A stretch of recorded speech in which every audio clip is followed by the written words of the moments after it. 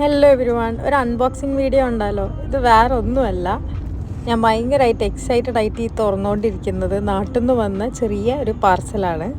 നമ്മളിപ്പോൾ കുവൈറ്റിൽ വന്നിട്ട് 3 മാസം ആവാനായി. പക്ഷേ നാട്ടിൽ നിന്നും കിട്ടുന്ന എന്ത് സാധനമാണെങ്കിലും ഭയങ്കര എക്സൈറ്റഡ് ആയിരിക്കും. കാരണം ഏറ്റവും കൂടുതൽ മിസ് ചെയ്യുന്ന കുറച്ച് സാധനങ്ങളുണ്ട് നാട്ടിൽ നിന്ന് മാത്രം കിട്ടുന്നത്. അതിവിടെ എങ്ങനെ നോക്കിയാലും കിട്ടൂല.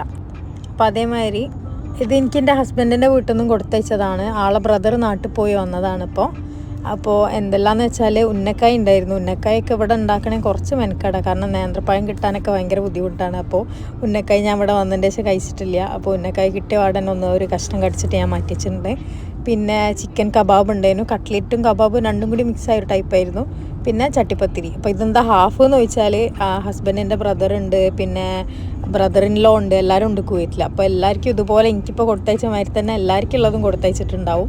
അപ്പോൾ ഇത് എനിക്ക് എന്തായാലും വേണമെന്ന് പറഞ്ഞിട്ട് എൻ്റെ നാത്തൂനോട് പറഞ്ഞതാണ് എനിക്ക് കുറച്ച് കണ്ണച്ചത്തിരി വേണമെന്ന്. അപ്പോൾ ആൾ വാട്ടിയിട്ട് കൊടുത്തയച്ചിട്ടുണ്ട്.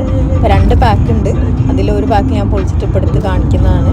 ഇതാണ് നമ്മളെ കോഴിക്കോടിൻ്റെ കണ്ണച്ചത്തിരിയാണ്. ഇത് നമ്മൾ നല്ല ഓയിലിൽ നല്ല വറുത്തെടുത്ത് അല്ലെങ്കിൽ പൂരി മാതിരിയായി വരും. നല്ല അടിപൊളി കുപ്പിയാണ്. നേന്ത്രപ്പഴം വേണമെന്ന് ഞാൻ എൻ്റെ ഹസ്ബൻഡിൻ്റെ ഉപ്പനോട് സ്പെഷ്യലി പറഞ്ഞതാണ്. അപ്പോൾ ആൾക്ക് കൊടുത്തയച്ചിട്ടുണ്ട്. ഇപ്പം ഇത്രേ ഉള്ളൂ. നാളെ എൻ്റെ ബ്രദർ വരുന്നുണ്ട്. അപ്പോൾ അവന് കുറച്ചും കൂടെ സാധനം കൊണ്ടുവരുന്നുണ്ട്. ഒരു ട്രോളി നിറയെ സാധനമുണ്ട്. അപ്പോൾ അത് ഞാൻ എഴുതി ലിസ്റ്റാക്കി കൊടുത്തതാണ്. അപ്പോൾ അത് ഇനി വേറെ വീഡിയോ ചെയ്യാം.